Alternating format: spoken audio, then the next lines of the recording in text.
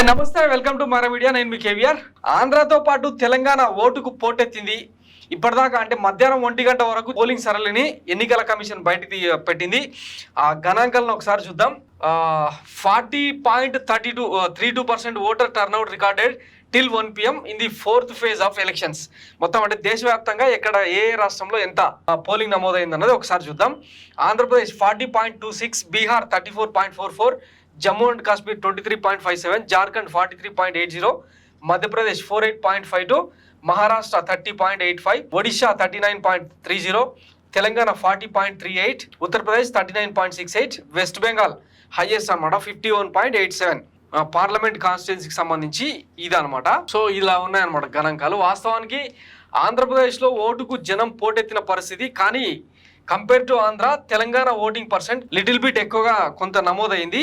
ఇకపోతే ఆంధ్రాలో పోలింగ్ సరళి మీద రకరకాల చర్చలు, భిన్నాభిప్రాయాలు వ్యక్తమవుతున్నాయి. పొద్దున్నుంచే 10 గంటల లోపే ఓటేసి రావాలి అంటే, గతంలో పెన్షనర్ల వ్యవహారం ఎట్లయితే అంటే వడదెబ్బ తగిలి అవ్వాతాతలు చనిపోయారో, ఎండలు భారీగా దంచి కొడుతున్న నేపథ్యంలో 6 గంటలకే పోలింగ్ కేంద్రాలన్నీ క్యూ లైన్లతో నిండిపోయినాయి. పెన్షన్లు తీసుకున్న వృద్ధులు, మహిళలు పెద్ద ఎత్తున ఓటింగ్ కేంద్రాలకు బారులు తీరడం హైలైట్ గా కనిపించింది. ఇక తెలంగాణలో అలాగే ఆంధ్రాలో చాలా మంది ప్రముఖులు తమ ఓటు హక్కును వినియోగించుకున్నారు. సీఎం జగన్మోహన్ రెడ్డి పులివెందులలోని తన బాకాపురం సొంత గ్రామంలో ఓటు హక్కు వినియోగించుకున్నారు. ఒకసారి ఆ విజువల్స్ చూసే ప్రయత్నం చేద్దాం.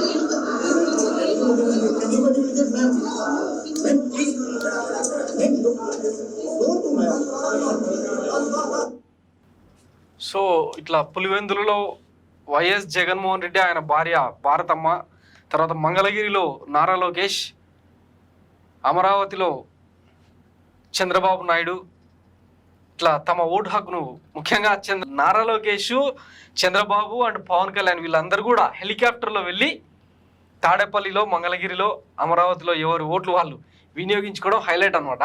మొత్తం టోటల్గా చెప్పాలంటే ఈ ఉదయం ఎన్టీఆర్ బ్లూ కలర్ డ్రెస్తో, బ్లూ కలర్ షర్ట్తో ఓటు వేయడం ఆసక్తికరంగా మారింది. ఆంధ్రాలో ఇది బాగా ట్రెండ్ అయిపోయింది అనమాట. అంటే వైసీపీకి అనుకూలంగా హైదరాబాద్లో ఓటు వేసిన ఆయన వైసీపీకి అనుకూలంగా ఆయన ఓటు వేయమని చెప్పి సింబాలిక్గా చెప్పినట్టు అయిందని చెప్పి చాలామంది ఎన్టీఆర్ అభిమానులు వైసీపీకి ఓటు వేయడం గమనించాల్సిన విషయం. ఇంకా ఆయనతో పాటు అల్లు అర్జున్ కూడా ఓటేశాడు.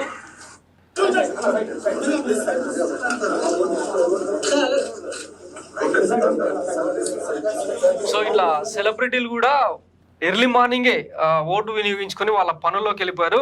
ఇక కొంతమంది అవ్వాతాతలు అయితే హైలైట్ అనమాట, ఓటేసి తమ సంతోషాన్ని వ్యక్తం చేసిన పరిస్థితులు కనిపించినాయి.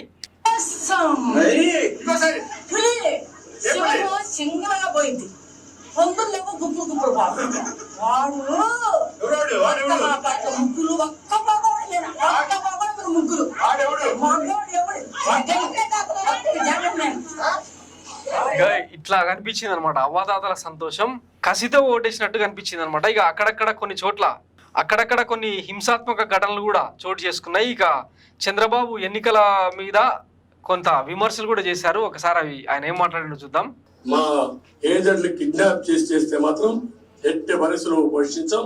మా ఏజెంట్లు కిడ్నాప్ చేస్తే మాత్రం ఎట్టి పరిస్థితుల్లో పోషించాం. ఇక అక్కడక్కడ కొన్ని చోట్ల ఇట్లా హింసాత్మక ఘటనలు కూడా చోటు చేసుకున్నాయి. ఇవన్నీ కూడా రీపోలింగ్ కు వెళ్ళే అవకాశం కూడా ఉన్నట్టు ఎన్నికల యంత్రాంగం చెప్తోంది అనమాట. ముఖ్యంగా ఇట్లా అంటే బారులు తీరిన వాళ్ళలో అత్యధికంగా మహిళలు, ఎక్కువగా ముసలి వాళ్ళు, అవతాతలు ఎక్కువగా ఉండడం కాస్త ఆసక్తికరంగా మారింది. ఇక ఈ టర్న్అవుట్ మొత్తం చూస్తే చాలా మంది అంటే అనాలిసిస్ చేసే ప్రయత్నం చేశారనమాట.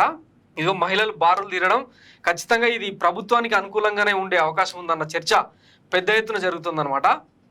Early trends YSRCP 58%, TDP alliance 39%, అంటే ఇంచుమించు 17% అధికంగా వైఎస్ఆర్సీపీకి ఓటు నమోదైనట్టు పొలిటికల్ క్రిటిక్ అనే సంస్థ వెల్లడించింది అనమాట. Women and old age voters are turning up in huge numbers at all polling stations across Andhra Pradesh. Sample size 10,000 మంది అని చెప్పి ఓటేసిన వాళ్ళు బయటకు వచ్చి గర్వంగా ఎవరికి వేసినాం అని చెప్పడం కూడా ఈసారి హైలైట్ అనమాట. హ్యూజ్ ఫాలోఅవుట్ బిట్వీన్ ఇక టీడీపీ జనసేన మధ్య ఓటు మెర్జ్ అనేది చాలా చోట్ల కనిపించలేదని చెప్పి అంటున్నారు.